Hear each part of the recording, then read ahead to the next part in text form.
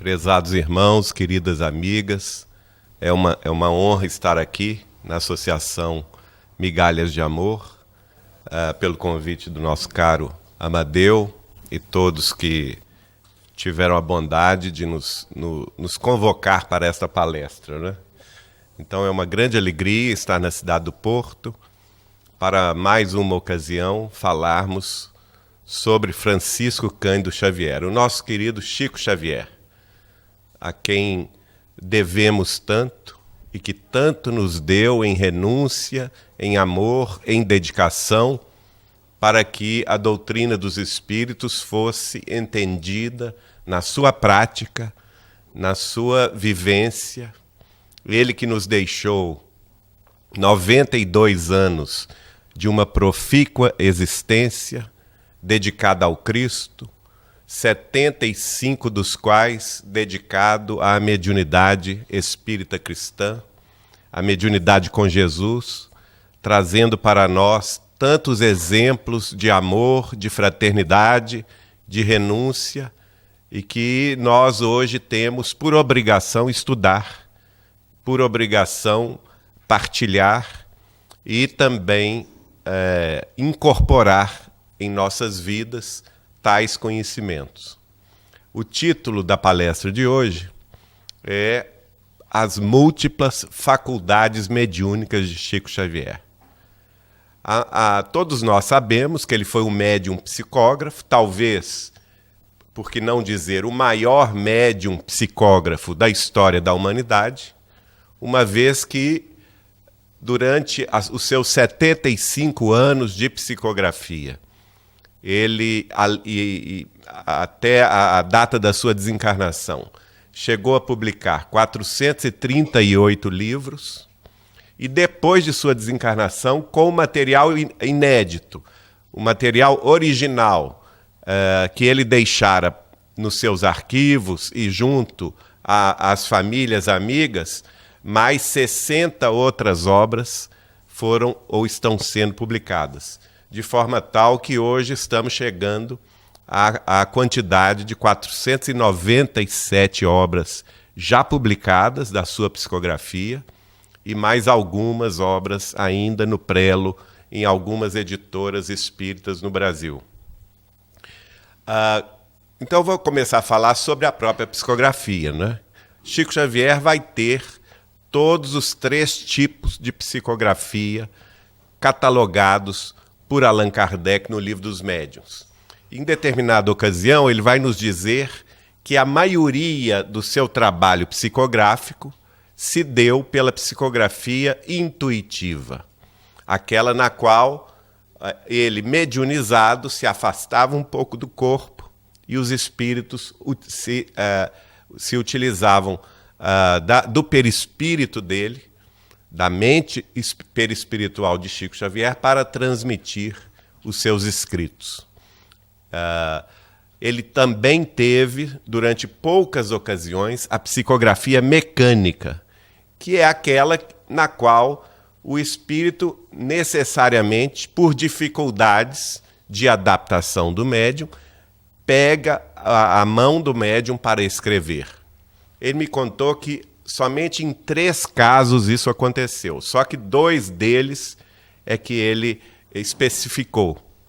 O primeiro deles foi na década ainda de 50, em Pedro Leopoldo, quando o Dr. Louis Hensch, que era luxemburguês, aliás, ele era belga, mas estava no Brasil a serviço da Grã-Duquesa de Luxemburgo. Ele havia ido ao Brasil para fechar as empresas da Grã-Duquesa de Luxemburgo. Chegando lá, em Minas Gerais, viu o potencial energético, o potencial siderúrgico das Minas Gerais e passou, ao contrário, a comprar empresas, fundando na capital mineira a Companhia Siderúrgica Belgo-Mineira. Era um empresário de sucesso e passou pela prova de perder o filho num desastre de avião. Minha tia-avó, que o conhecia, levou-o para ser consolado por Chico Xavier, e Chico Xavier, em Pedro Leopoldo, recebe as mensagens do avô de Dr. Louis Hensch, que era luxemburguês e, segundo nós temos os informes, as mensagens todas foram grafadas no luxemburguês clássico, que nem o próprio Dr. Luiz Enche falava, não é? Mostrando aí a fidelidade mediúnica de Chico Xavier nessa questão. E o avô dele veio dar notícias do filho que havia partido consolar esta pessoa. Nesta ocasião, Chico então me explica que pelo fato de nas outras encarnações ele nunca ter tido contato com a língua luxemburguesa, foi necessário que o espírito tomasse a mão dele e escrevesse.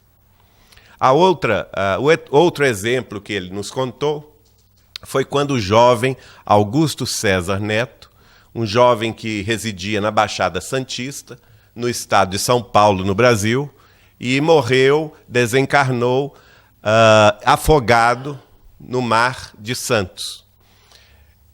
E ele, por ser jovem, falava uma gíria, não é? Falava uma maneira de se expressar muito própria da Baixada Santista no Brasil.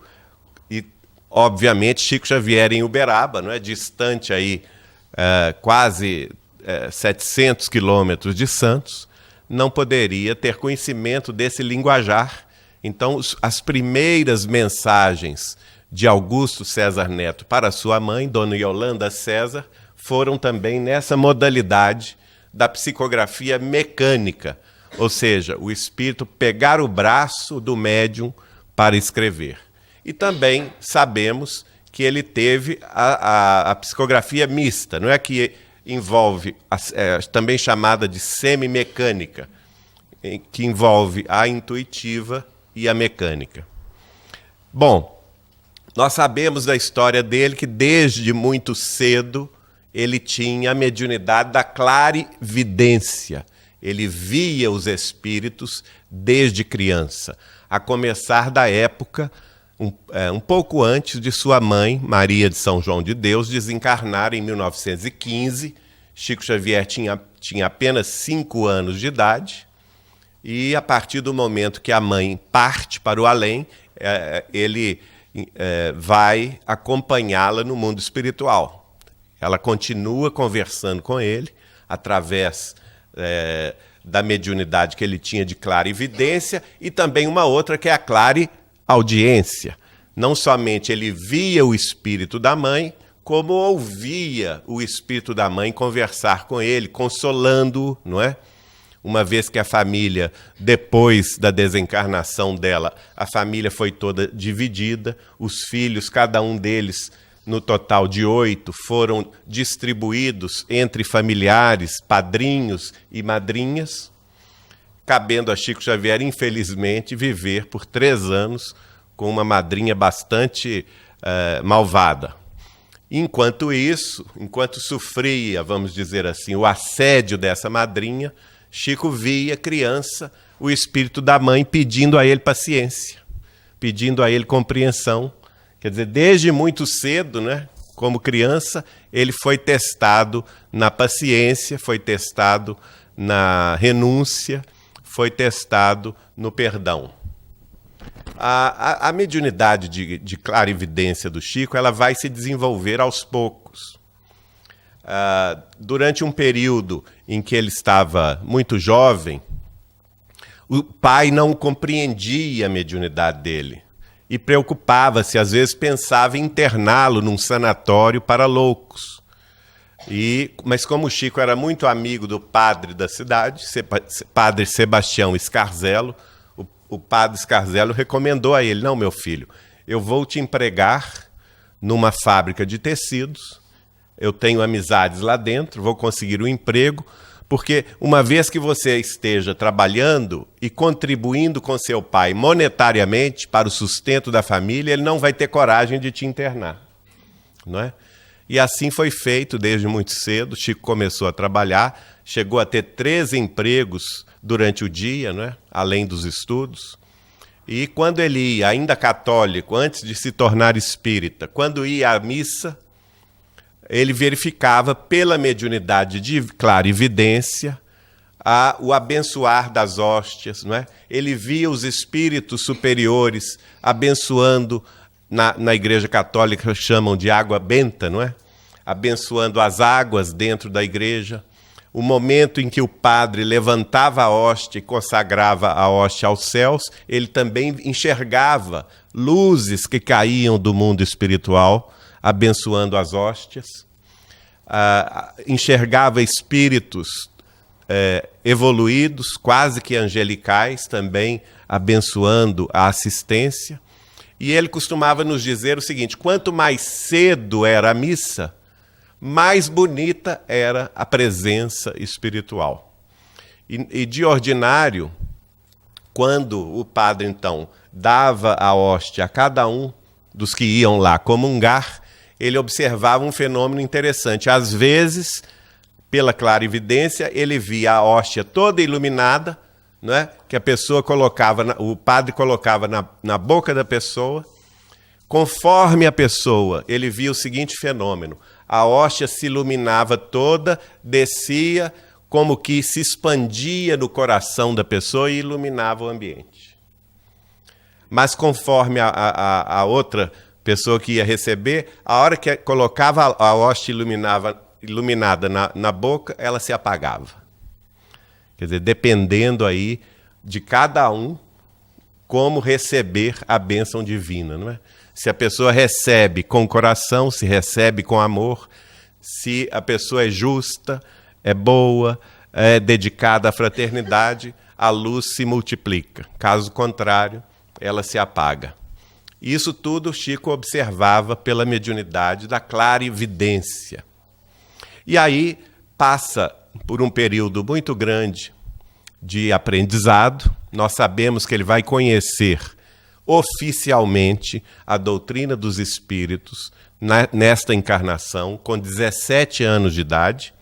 Precisamente o dia é o dia 7 de maio de 1927. A família dele passava pelo problema da obsessão em torno da sua irmã Maria da Conceição.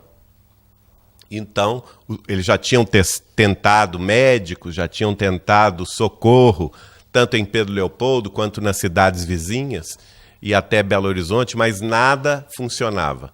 Até que alguém fala com o pai de Chico que era preciso trazer um casal espírita da cidade de Belo Horizonte, o casal José Hermínio Perácio e Dona Carmen Perácio, que eram dedicados servidores do espiritismo na capital mineira. Eles então vão a Pedro Leopoldo, vão até a casa de Chico Xavier fazer uma oração familiar, um atendimento fraterno na família Xavier. E neste dia, Chico vê pela clarividência, durante a reunião, que eles vão fazer uma prece, é a primeira vez que se entrega a Chico Xavier o Evangelho segundo o Espiritismo, de Allan Kardec, e o Livro dos Espíritos, que ele recebe de presente, e imediatamente a Dona Carmen Perácio convida ele para orar com ela, e ele então passa a enxergar os espíritos obsessores da irmã, não é? E o senhor José Hermínio Perácio convida ele para dialogar. Tem a intuição dos espíritos que ele estava disposto, o Chico estava preparado para dialogar com os espíritos obsessores da irmã. Então ele presencia a primeira reunião espírita nesta encarnação, no dia 7 de maio de 1927, onde ele vai, pela clarividência, ver os espíritos obsessores e conversar com eles em nome do Evangelho de Jesus. A partir daí, 2 meses depois, ele já plenamente convencido da sua capacidade de servir a Jesus pelo Espiritismo, conversa com o padre Sebastião Scarzelo, pede licença a ele, e ele sai da Igreja Católica, onde frequentava regularmente as missas, e também a tarefa da catequese infantil, e passa, então, a trabalhar no Espiritismo, fundando, no dia 8 de julho de 1927, o Centro Espírita Luiz Gonzaga de Pedro Leopoldo, que até hoje lá funciona. Pois bem, nesse dia vem a primeira mensagem psicografada por Chico Xavier, assinada por um espírito amigo, não é? E nessa reunião estavam também presentes o casal de Belo Horizonte, Dona Carmen Perácio e José Hermínio Perácio. E Dona Carmen ela foi entrevistada pelo nosso amigo Martins Peralva, e essa entrevista foi publicada no nosso livro Chico Xavier, Mandato de Amor, tem alguns exemplares aí, onde ela vai relatar que no dia ela viu, era médium também, né? E viu pela clarividência, em cima daquele jovem rapaz de 17 anos de idade, que era Chico Xavier, uma chuva de livros. Ela não entendeu o que ela estava vendo, mas viu uma chuva de livros na cabeça de Chico. Então teve a intuição de pegar o papel e o lápis e entregar a ele. Não, olha, eu estou tendo uma visão espiritual aqui, certamente mentalizada pelos benfeitores da vida maior, e então, quem sabe você escreve alguma coisa. E assim que Chico Xavier começou a sua tarefa de psicografia, neste cenário bastante bucólico, né, da cidade de Pedro Leopoldo, no dia que fundou o Centro Espírita Luiz Gonzaga. A partir daí, a sua mãe, que havia desencarnado em 1915, e depois que o pai dele se casou de novo com Dona Cidália Batista, a mãe de Chico passou a não aparecer mais para ele. Mas a partir do momento em que ele começou a tarefa da psicografia, a Dona Maria de São João de Deus, mãe dele, voltou novamente, depois de alguns anos de ausência, a aparecer para ele, a conversar com ele, dialogar com ele, ou seja, ele vai ter aí, em função, a mediunidade clarividência e clareaudiência, e ela passa a escrever mensagens contando para ele como foi a desencarnação dela, como que ela chegou no mundo espiritual, que é o livro que vai ser o segundo a ser publicado da lavra psicográfica de Chico Xavier, chamado Cartas de uma Morta. Um livro extraordinário que tem muitos detalhes que até hoje nos assombram, não é? Bom, Chico, sempre esteve muito dedicado à psicografia, tendo em vista que seu guia espiritual, Emmanuel, que vai aparecer para ele somente em 1931, em maio de 31, o guia espiritual de Chico sempre o orientou no sentido de que ele focalizasse as suas energias mediúnicas na psicografia, porque a psicografia ela está destinada, ao formar livros, está destinada ao esclarecimento que vai além fronteiras, né? Que o livro ele vai além fronteiras, ele transpõe as barreiras e pode ser traduzido em vários idiomas e a mensagem pode chegar no momento de consolação, no momento de necessidade ou mesmo de esclarecimento da pessoa que está a ler aquela mensagem. Então ele foi muito disciplinado nesta questão, mas ele tinha na sua capacidade mediúnica todas as outras mediunidades. Como eu falei aqui, inicialmente, desde muito cedo, ele tinha a clarividência e a clareaudiência, não é? Mais tarde, eu vim a conhecê-lo no dia 14 de outubro de 1981. E a partir daí desenvolvemos uma grande amizade, tendo em vista não somente a minha família materna, que era também natural de Pedro Leopoldo. Minha avó foi colega dele no grupo escolar, Carmen Machado dos Santos, como também minha primeira esposa, o irmão dela residia com Chico em Uberaba e fazia a diagramação de todos os livros do Chico, que é o Vivaldo da Cunha Borges, que desencarnou ano passado. Então nós tivemos um contato muito grande com o Chico a partir da década de 80, durante 2 décadas. E aí, em finais da década de 80, ele vira-se para mim em casa, na casa dele de Uberaba, e fala assim: Geraldinho, eu não sei mais distinguir se os espíritos que eu estou vendo são encarnados ou desencarnados. Eu não tenho mais essa capacidade de saber. Eu, às vezes, tenho que perguntar. se a pessoa está encarnada ou não. Olha que beleza, né? Imagine só. E aí, mas eu custei, eu ainda jovem, estudando a doutrina, eu falei, mas como? Eu não entendia isso, né? Mas como que pode ser isso? Porque a gente sabe que o encarnado tem um fio de prata, não é? Que liga ele ainda ao corpo. O Chico não está vendo isso, eu fiquei em dúvida.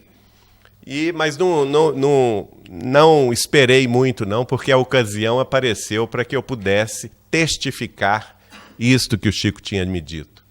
Nós estávamos lá almoçando um dia com ele, na casa dele, quando chega da cidade de Goiânia 2 senhoras, a mãe e a filha.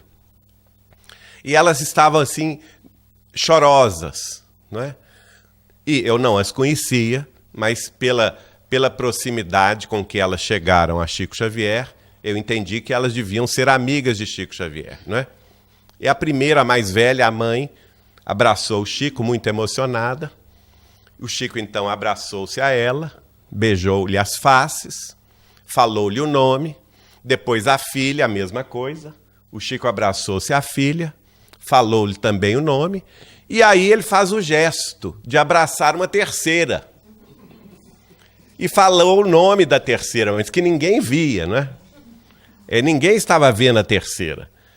E a gente ficou todo mundo muito espantado, mas ele estava natural, para ele aquilo era natural. Quando ele falou o nome da terceira que ele abraçava, e a gente só via o ar, não é? O ar do Chico abraçando o ar, aí que as 2 senhoras choraram. Aí que elas choraram com força. E o Chico ficou espantado com a emoção delas e perguntou a elas assim, mas o que está acontecendo? Aí a mais nova falou com ele assim, Chico, mas é vovó. E o Chico respondeu para elas assim, eu sei, ela veio com vocês. Não é? Aí a neta explica, Chico, mas vovó desencarnou tem 30 dias. Aí o espanto dele, né? Não me diga! Mas ela está aqui tão bem com vocês que eu pensei que ela estivesse entre nós, não é? Olha que coisa curiosa, né? A capacidade espiritual desse homem que via os espíritos na terra e no além sem distinção, não é? E aí eu pude entender a afirmativa. Desculpem. Estou finalizando uma gripe. Então a gente viu assim em loco, não é? A questão da mediunidade dele nesse sentido. É interessante que no final da vida, lá na casa dele de Uberaba, ele tinha o hábito de descansar durante a tarde, algumas horas, porque o Chico não dormia, viu, gente? Ele dormia, para ser sincero, de 5 horas da manhã às 6 da manhã, 1 hora por dia. O resto ele estava sempre trabalhando. Então, quando chegava depois do almoço, às vezes ele descansava mais 1 hora, ou mais 1 hora e meia. E aí ele colocou, a gente ficou sabendo que durante o período da tarde, os espíritos desencarnados iam se consultar com ele. Então ele mandou fazer uma plaqueta para pôr no quarto dele, porque tinha 2 quartos, o quarto dele de dormir e o quarto dele de descansar, que era mais próximo da sala de almoço, não é? Então, no quarto dele, ele pôs uma plaqueta assim, senhores espíritos, durante as horas tais e tais, eu estou no quarto ao lado. Favor se dirigir lá. Né? Essa era a rotina de Chico Xavier. Né? Durante o seu sono físico, o seu descanso, ele ficava conversando com os espíritos. Quer dizer, o homem não deixava 1 segundo sequer à toa. Né? Estava sempre fazendo alguma coisa útil em favor dos espíritos encarnados, que éramos nós, e dos desencarnados que estavam também necessitados de apoio e atenção. Pois bem, um outro tipo de mediunidade muito interessante de Chico Xavier era a mediunidade da psicometria. A psicometria, como vocês sabem, é a capacidade que o médium tem, o potencial mediúnico da personalidade humana, em que ela é capaz de, pelo toque, por exemplo, pegar um livro aqui que pertenceu a outra pessoa e, pelo toque, ela conhecer a vida dessa pessoa ou ler os pensamentos da pessoa que era dona desse livro, não é? E assim sucessivamente, um objeto, uma roupa, uma lembrança, e assim sucessivamente. Nós tivemos algumas ocasiões, várias, aliás, ocasiões de testificar a psicometria de Chico Xavier, que era extraordinária. Extraordinária.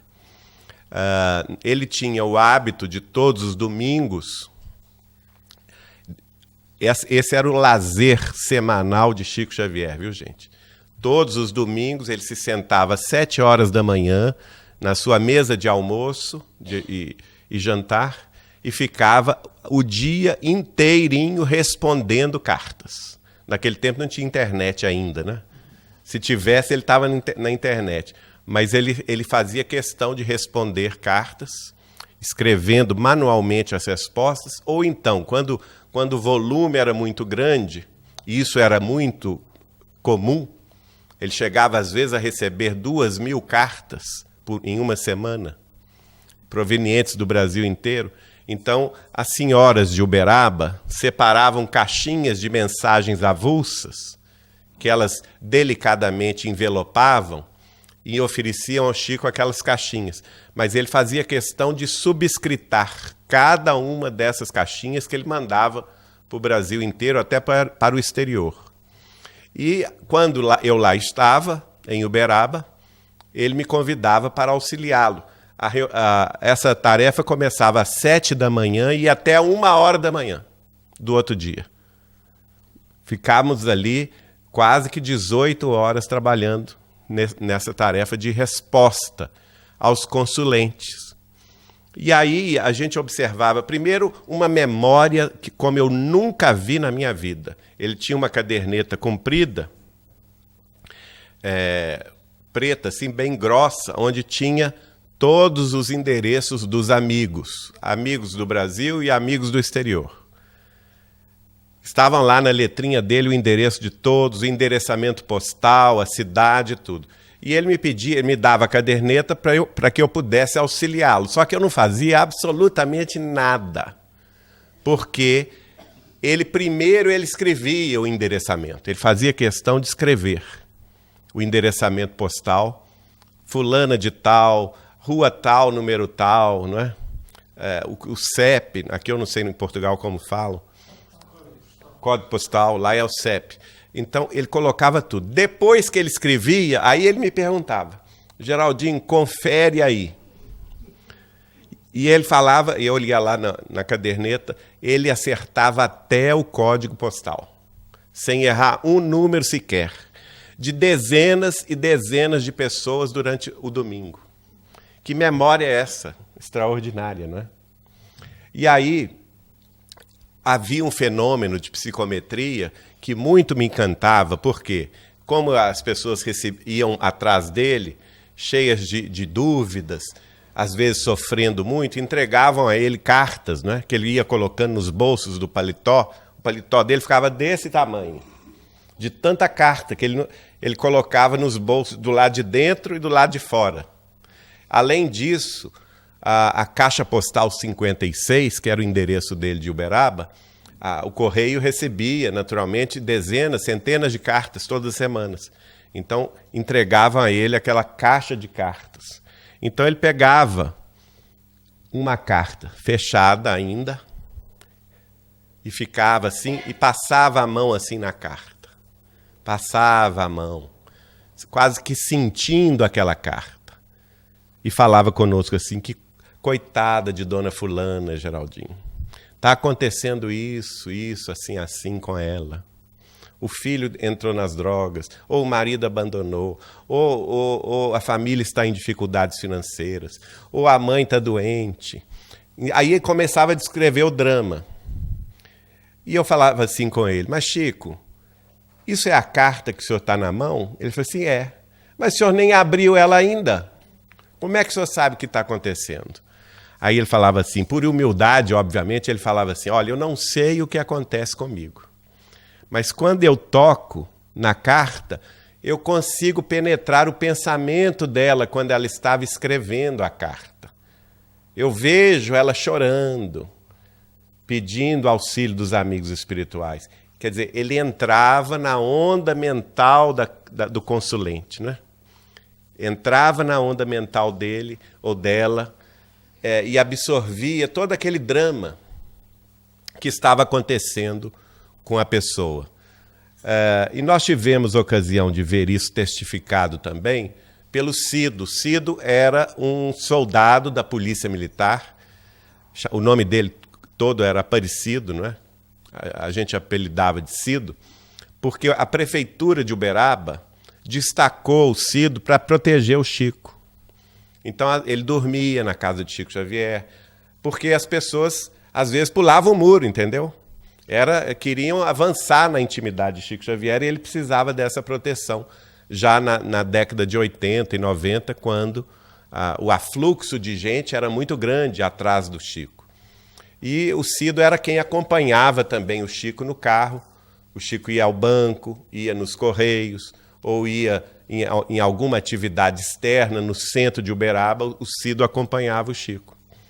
E na volta dessas idas, ele passava numa banca de revista. Descia, o dono da banca era amigo de Chico, e ele comprava todas as revistas. Revistas e jornais. Comprava tudo. Talvez para auxiliar o rapaz, né? Da banca. Aí um dia, e isso toda semana acontecia. Aí o Cido um dia fala com ele assim, ô seu Chico, tem uma coisa que eu estou muito incomodado, eu vou perguntar ao senhor. Porque eu sei que o senhor não tem tempo de nada, muito menos de ler essa quantidade de revista e jornal que o senhor compra aqui toda semana. Para que isso? O senhor chega em casa, tem que atender o povo, vai para o centro, não tem tempo de nada. Aí ele respondeu assim para o Cido, ô Cido, eu não sei o que acontece, mas eu não preciso ler às vezes. Eu passo a mão no jornal e já sei o que tem. Eu passo a mão na revista e já leio o pensamento do articulista que escreveu o artigo. Não é? Quando nós estávamos já na publicação do livro Chico Xavier, Mandato de Amor, que foi um livro que nós organizamos em homenagem aos 65 anos de mediunidade de Chico. Em 1992 ele foi publicado pela União Espírita Mineira. Nós tivemos ocasião de ver isso. Por quê? A presidente da União era Dona Neném Aluoto, grande amiga de Chico. O diretor-secretário era Martins Peralva, grande articulista e palestrante espírita, muito amigo de Chico Xavier de muitas décadas. E eles queriam, eu sugeri a eles, na época eu participava da diretoria da União, e eu sugeri a eles fazermos esta homenagem ao Chico, pegando as psicografias que ele havia feito nas décadas de 30, 40 e 50 na cidade de Belo Horizonte, que até então estavam inéditas em termos editoriais, em termos de livros. E aí aconteceu que eles me deram essa incumbência, eu me desincumbi desse objetivo, só que eles me pediram, especialmente Dona Neném, me pediu que eu guardasse segredo e não contasse nada para o Chico, que ela queria fazer segredo para o Chico. Isso era a mesma coisa que era impossível fazer segredo com o Chico. Era impossível. Mas eu cumpri o objetivo, não falei nada com ele. Não é? Aí aconteceram dois fatos que eu acho muito curiosos. Um deles é o seguinte, a Célia Maria de Oliveira Soares, que trabalha conosco até hoje na editora Vinha de Luz, da casa de Chico Xavier de Pedro Leopoldo, ela fez a diagramação desse livro. Em determinado momento, ela chega para mim e fala assim, Geraldo, eu não sei, nós estamos com um problema na diagramação, porque ela queria fazer a coisa muito perfeita, e não queria, por exemplo, separar a mensagem de uma página a outra, né? E de forma tal que eu faço a diagramação do livro e está sobrando sempre uma página em branco. E nós não temos mais o que colocar nessa página em branco. Aí eu falei com ela, não se incomode não que a gente acha alguma coisa. Logo em seguida eu vou a Uberaba. Vou estar com o Chico. Lá vem o Chico arrastando assim o pé, não é? Com o envelope debaixo do braço. E isso é para ele não sabia de nada, hein? Envelope debaixo do braço, endereçado a mim. Aí ele me entrega o envelope. Eu olho assim, endereçado a mim. Uai, Chico, mas por que você escreveu para mim? Eu estou aqui, podia ter falado, né? Aí ele disse, não, isso aí é o seguinte, Geraldinho, é uma mensagem inédita do Espírito de Augusto dos Anjos para o caso de você utilizar numa página em branco qualquer.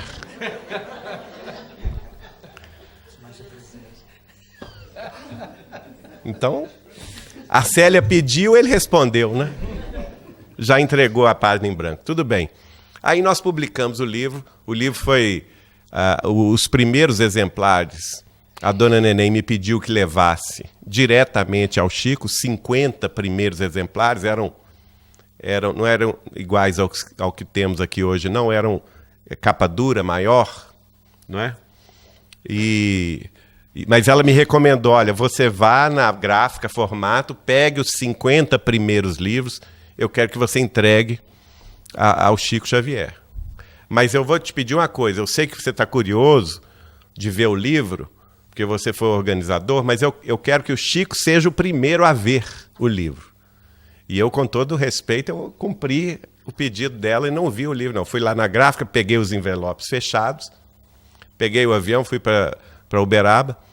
Chegando lá, já estava o Eurípides nos esperando e nós fomos ter com o Chico. E aí o Chico recebeu o livro. De fato, ele foi o primeiro a ver o livro. Mas o que me surpreendeu muito, eu estava sentado na cabeceira e ele aqui na cadeira. Todos vocês sabem que ele era cego de um olho, né? Chico Xavier não tinha visão de um olho, que inclusive ele ficava assim apontado para o alto. O Bacelli é que brincava que ele era o olho biônico, para ele ver o mundo espiritual. Né? Mas para efeitos da Terra, ele era cego desse olho. O outro olho, que era bom, mesmo assim, ele tinha menos de 40% de visão, né, desse olho. Eu sabia, porque eu estava na cabeceira e ele estava olhando para mim. Então, ele não podia... Eu observei isso, ele não podia descer o olho para ler o livro. Né? Ele apenas pegou o livro, Chico Xavier Mandato de Amor, passava as páginas, mas olhando para mim, e conversando comigo. O outro olho era cego. E ele passava a mão na página e falava assim comigo, mas que beleza, Geraldinho. O pessoal de Boa Esperança acertou no jogral. E eu assim, espantado, né? Como assim, não é? Como que ele está lendo isso? Aí passava as fotografias e ficava emocionado. Olha, essa casa onde eu nasci. Eu nasci aqui, debaixo nessa janela onde tem o poste. Né? Eu nasci aqui. E por aí ele foi falando detalhes do livro que, para todos os efeitos, ele não sabia nada. Né? Então, a capacidade psicométrica dele e extraordinária que aconteceu. Houve um outro fato de psicometria muito interessante, porque o Chico era amigo de minha tia-avó Nair, residia em São Paulo. Nair Machado Pascoal e o marido dela, Silvio do Couto Pascoal. E eles tinham grande amizade com o casal, Dona Yolanda Ansará e Dr. Camilo Ansará. Dr. Camilo não era espírita, mas Dona Yolanda era. Eles eram senhores de muitas posses e não tinham filhos, então eles dedicavam o dinheiro deles a favor da caridade. Residiam na Avenida Brasil, em São Paulo, e eles tinham um piano que havia pertencido a Marie-Louise de Napoleão Bonaparte, que depois pertenceu a George Sand, que foi companheira de Chopin, e tem toda uma história, desculpa, tem toda uma história aqui na Europa, não é? Que ele vai parar da França, ele vai para a Bavária, em Munique, depois vai para São Petersburgo, na Rússia, depois ele vai para Londres, para um lord inglês, depois vem a Segunda Guerra Mundial, ele cai... Aliás, nesse período ele passa... depois de Napoleão, ele passa a ser do Tesouro da França, depois de George Sand, depois vai para Bavária, depois vai para São Petersburgo, aí tem a Revolução Comunista Russa, ele passa a pertencer ao Tesouro da Rússia, vem a Segunda Guerra Mundial, ele é leiloado e passa a pertencer a um lord inglês, e depois o Dr. Camilo Ansará compra esse piano e leva para São Paulo. Aí um belo dia o Chico bate lá na casa da minha tia, avó em São Paulo, ela era muito amiga desse casal, e ela assustou, né? Tá lá na cozinha fazendo almoço, de repente bate na casa dela, era o Chico. Ô Nair, eu queria que você fosse comigo na casa do Dr. Camilo e Dona Yolanda. Eu quero conhecer o piano. Chico, nós temos que avisar. Não avisa não, vamos chegar de surpresa.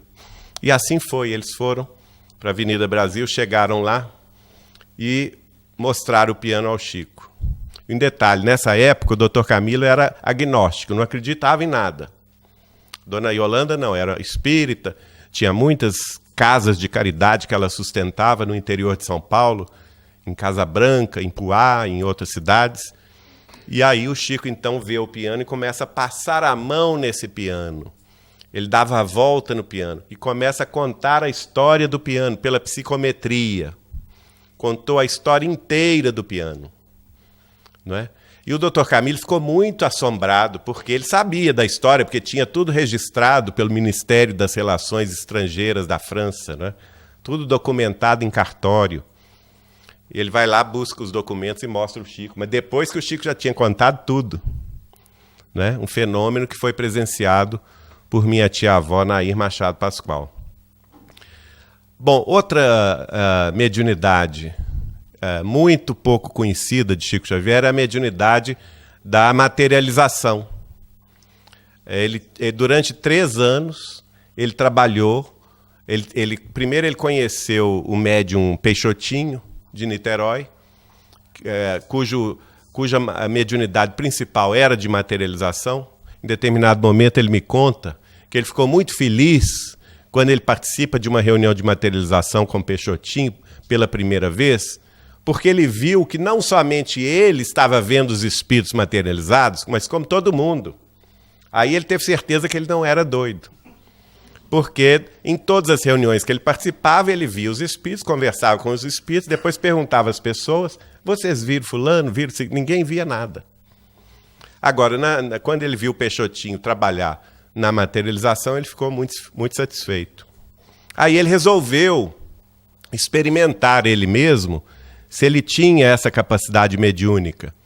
E aconteceu que durante 3 anos, no Grupo Espírita Meimei, e na casa dele de Pedro Leopoldo, a mesma casa onde nós temos uma instituição lá hoje, a casa de Chico Xavier, essas reuniões de materialização aconteceram.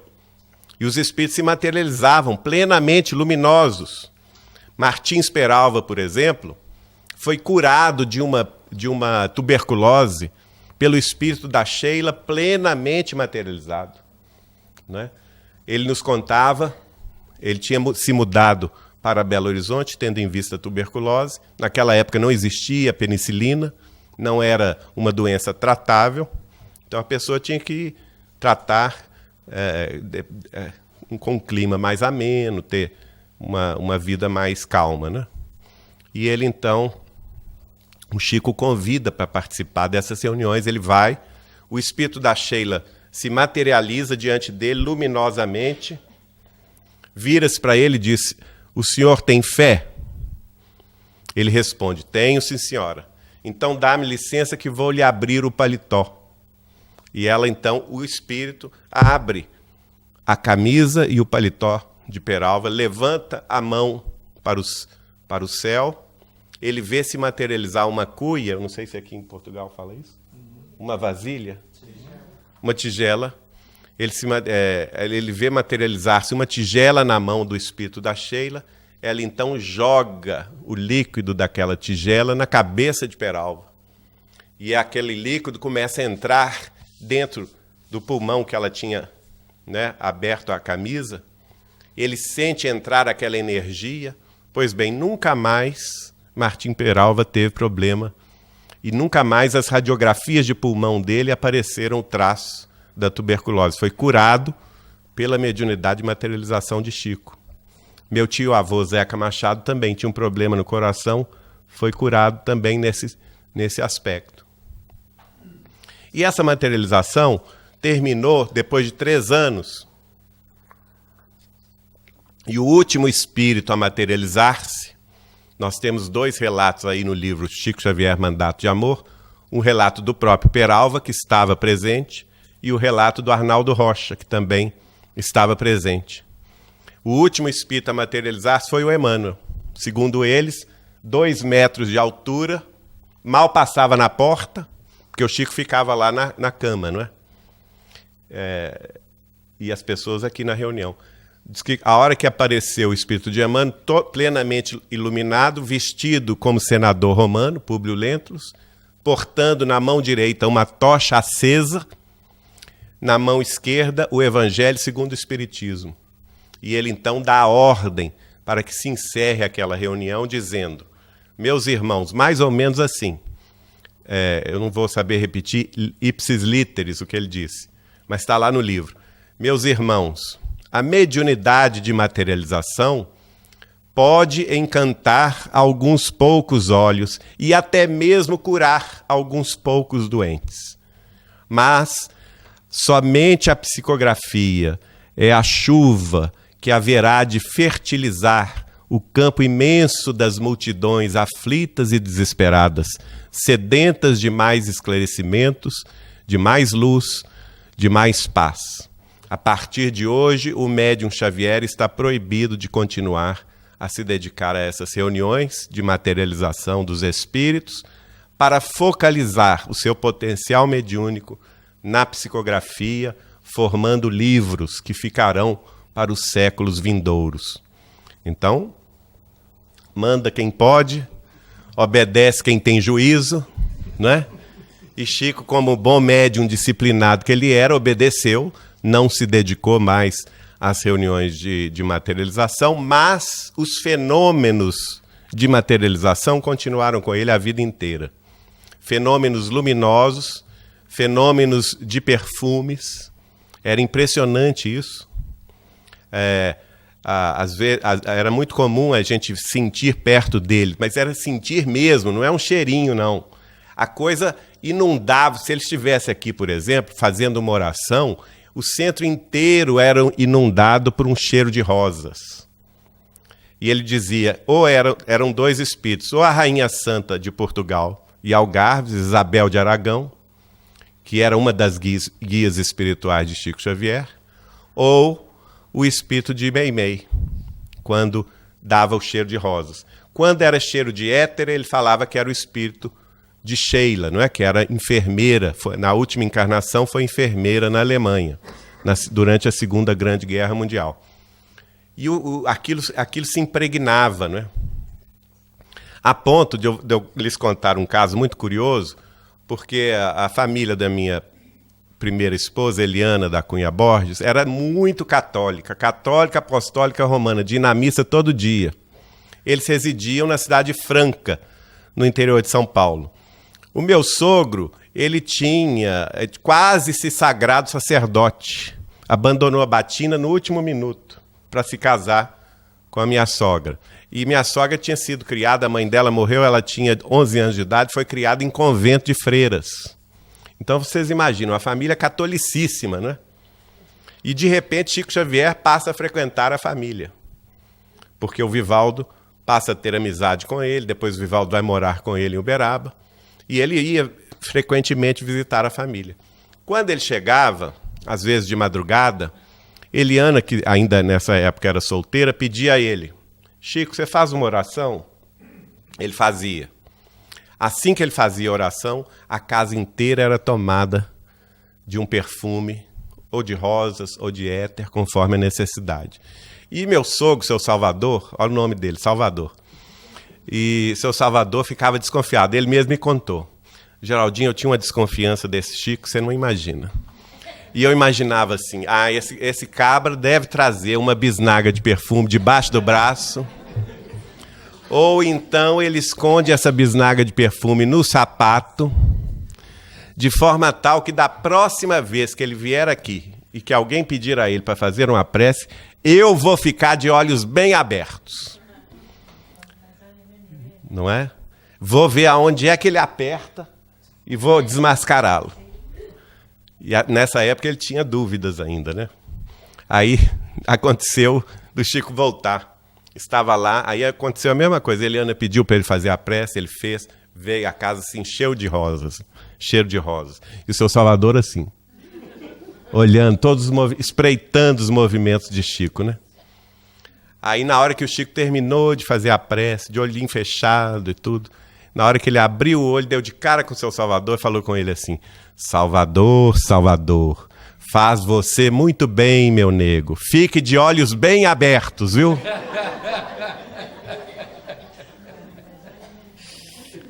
É uma coisa, nós tínhamos um problema muito sério de ficar perto de Chico Xavier, porque ele lia o pensamento da gente.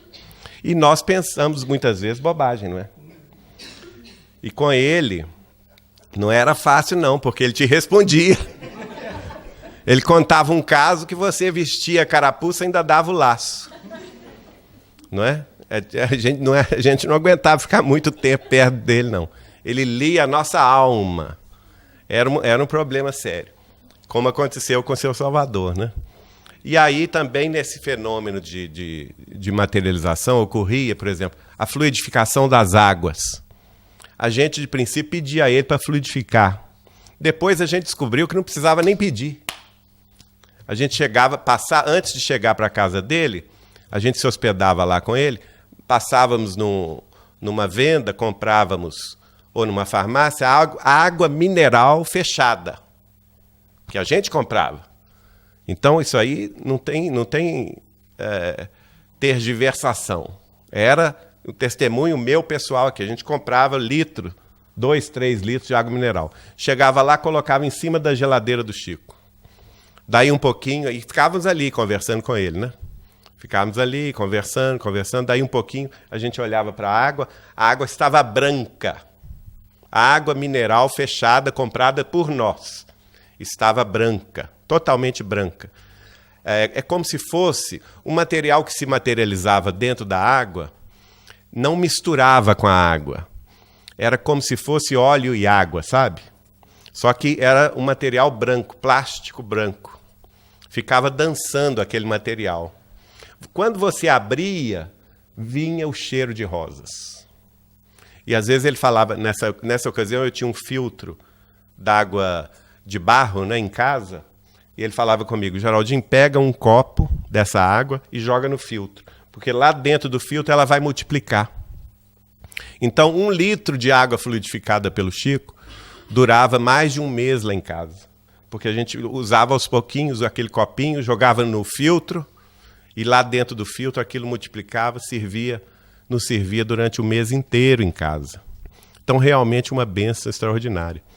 Certa ocasião eu cheguei em Uberaba muito cansado, porque eu trabalhava, estudava, fazia ciências econômicas à noite e trabalhava de dia. Às vezes a gente ia para Uberaba quinta-feira à noite, não é? Para voltar só segunda de manhã. E para passar o final de semana nas tarefas dele. Só que eu cheguei exausto, eu tinha tido prova e tudo, né? Cheguei exausto.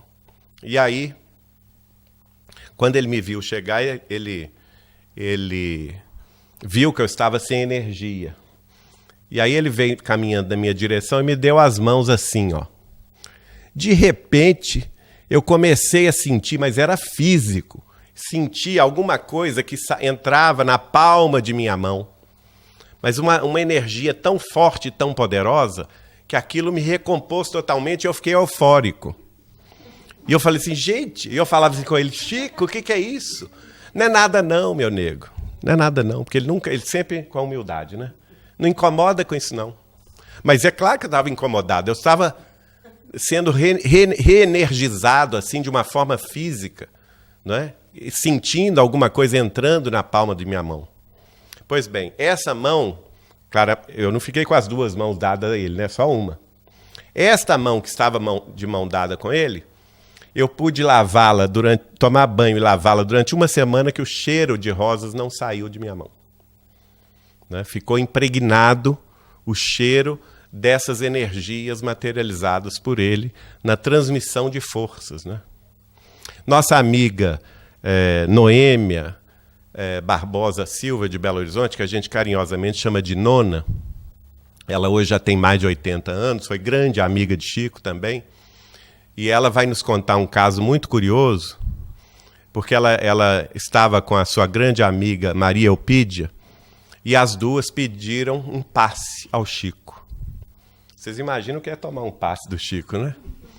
E ele então levou-as para o quarto dele, assim, esse quarto de descanso, onde ele repousava de tarde. As duas se assentaram ali na cama e fecharam os olhos, oraram, ele fez a prece e começou a dar o passe. Aí a Nona me contou que ela começou a ouvir alguma coisa cair, de um lado, de outro, e o barulho começou a incomodar. E ela está lá de olhinho fechado, de repente ela resolve abrir o olho. Ela viu chuva de rosas materializadas, que apareciam no teto e caíam no chão, caíam na cabeça dela, caíam no colo dela. Rosas materializadas enquanto o Chico dava o passe nela e de Maria Eupídia. E ela então ficou muito espantada e falou: Chico, o que é isso? Ele, de olho fechado, dando passe, respondeu para ela: não estou vendo nada, Nona. Não estou vendo nada. Sempre a humildade, né? Porque as rosas também se desmaterializavam. A partir do momento que caiu no chão ou nelas, elas iam se desmaterializando. Bom, para encerrar, nós temos o caso de uma mediunidade também muito pouco conhecida de Chico, que é a mediunidade da presciência. A mediunidade de profecia, de saber o que vai acontecer no futuro. Era impressionante isso, gente. Porque não somente em fatos da vida familiar, da vida pessoal de cada um de nós, como também da vida coletiva, da nação brasileira, os fenômenos mundiais, né, da política mundial, tudo isso ele previa com muita propriedade. Vou dar um caso particular. Meu pai ainda estava muito bem de saúde, em 1984. Nessa ocasião, ele tinha precisamente 52 anos de idade apenas, e o Chico me prevê que eu precisaria trabalhar com ele, estar do lado dele, até o fim dos dias dele, porque em determinado momento ele iria passar por uma doença muito séria, e a doença seria longa e trabalhosa. E, de fato, em 1999, portanto, Chico previu isso com 15 anos de antecedência. Em 1999, meu pai foi diagnosticado com o mal de Alzheimer. Quer dizer, é um tipo de demência. Na realidade, era o mal de Pick, né? A doença de Pick, que é um dos tipos de demência. E durante 15 anos ele foi perdendo a sua lucidez, conforme o Chico havia previsto, né? Agora aconteceu um caso muito interessante conosco. Eu estava com uma necessidade de voltar a Belo Horizonte,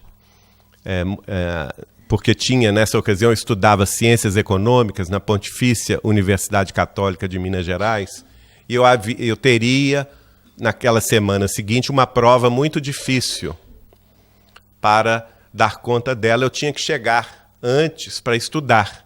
E acontece que eu sabia que se eu ficasse em Uberaba, o domingo, né, principalmente o domingo, que é esse domingo que eu falei da subscrição das cartas, eu ia acabar ficando até de madrugada conversando com o Chico e ia prejudicar o meu estudo.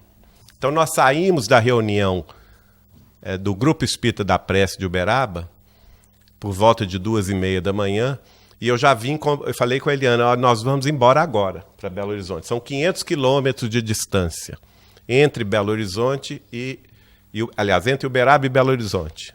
A volta, como era de noite, de madrugada, não tem trânsito, eu pensei, em 5 horas, tranquilo, a gente faz o percurso. E de manhã cedo, no domingo, eu já estou em Belo Horizonte e vou ter condição de estudar.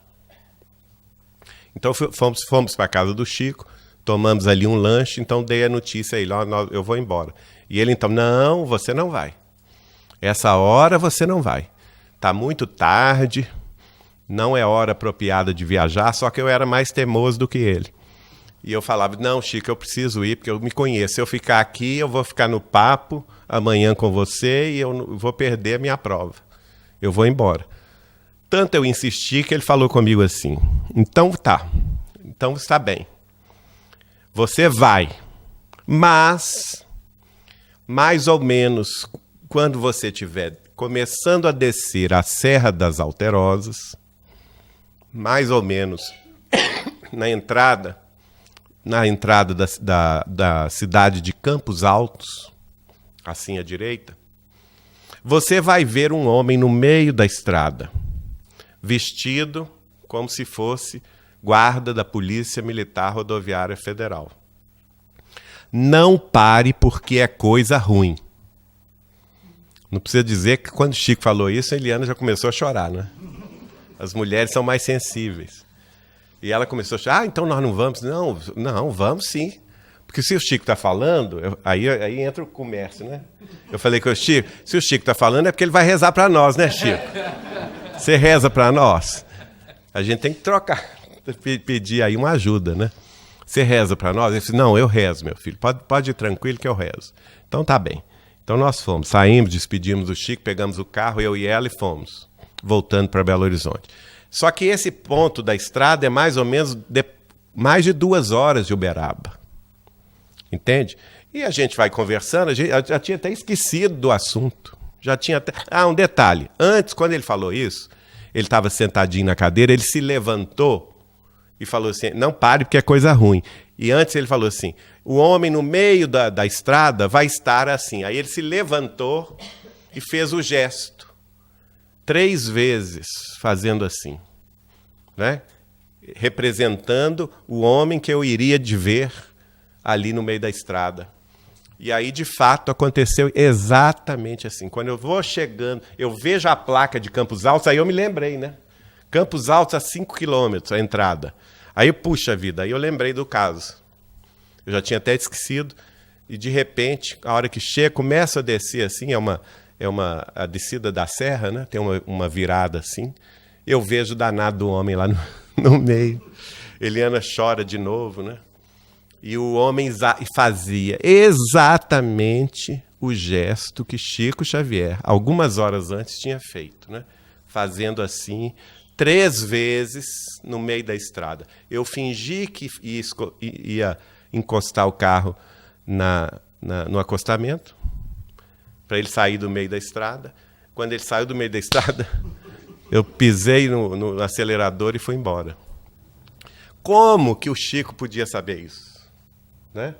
Isto é uma mediunidade pré-ciência, que está lá no capítulo 16, a teoria da pré-ciência. Está no capítulo 16 de Allan Kardec, do livro A Gênese. Não é? Allan Kardec, o codificador da doutrina, dedica um capítulo inteiro da Gênese para elaborar ele mesmo a teoria da pré-ciência, que em outras religiões são chamadas de mediunidade e profecia, né? E assim também ele vai profetizar coisas que aconteceram no Brasil, né? Aconteceram coisas que, por exemplo, a descoberta do petróleo no pré-sal, que ele falou conosco, e sinceramente eu vou dizer a vocês que na época que ele falou eu não acreditei, achei que ele estava variando da cabeça, porque nessa época o Brasil importava 99% do petróleo consumido.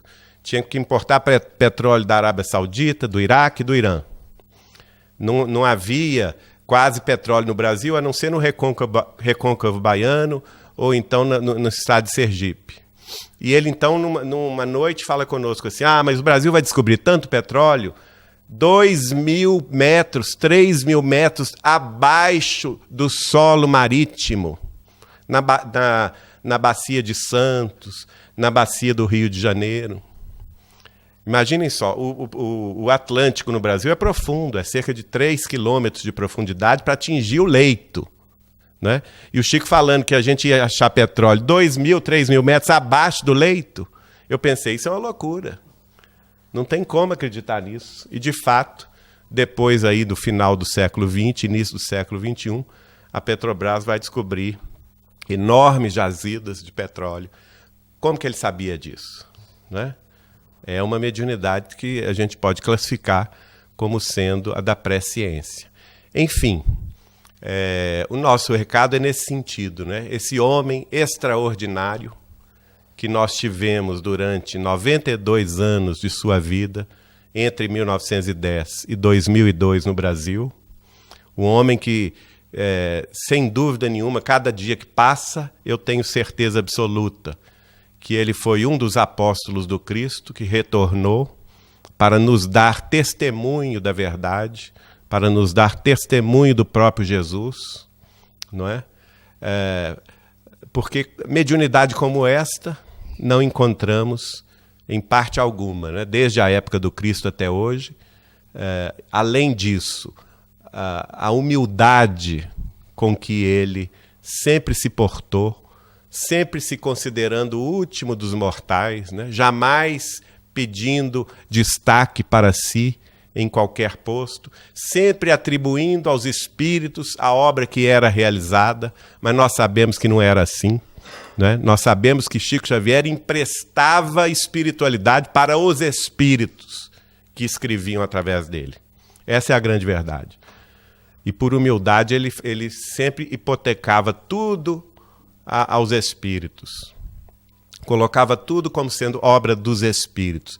Mas se não fosse ele, a coerência moral dele, a coerência na vivência cristã que ele demonstrou em cada detalhe, em cada atendimento fraterno. E olha que eram muitos, eram milhares de pessoas que o buscavam todas as semanas, né?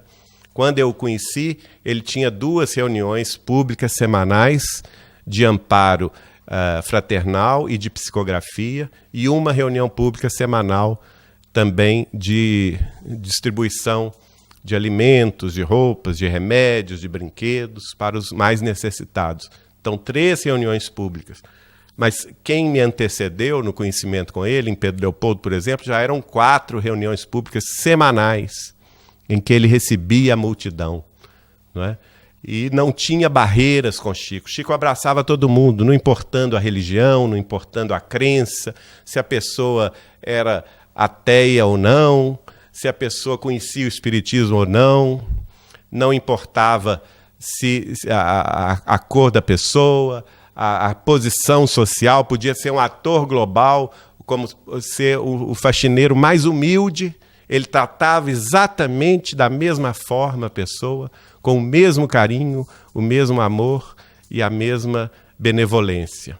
A benevolência e o amor que nos lembram nosso Senhor Jesus Cristo, o divino amigo, o divino iluminado de nossas almas, governador espiritual desta terra, a quem nós desejamos que abençoe cada um de vocês, seus lares, suas famílias, esta cidade querida do Porto e esta casa que é de amor.